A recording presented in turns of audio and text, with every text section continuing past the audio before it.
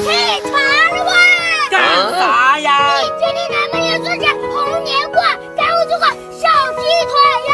我凭什么给你做呀？只要你帮我做，今晚的烧鸡我安排。OK， 兄弟们，今天就用小兵哥这些红牛挂给他做一道红牛小鸡腿。先将鸡腿清洗干净，再将洗好的小鸡腿放进红牛罐里。小鸡腿已经全部放进红牛罐里，现在倒入一杯祖传的茶树精油，再撒入不要钱的关节盐，倒入一杯秘制的红烧国产酱油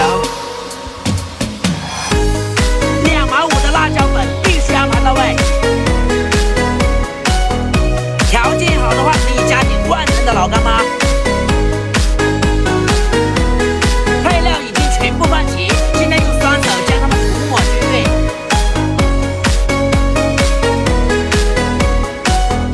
红牛小鸡腿已经全部涂抹均匀，最后用锡纸将它们打包起来。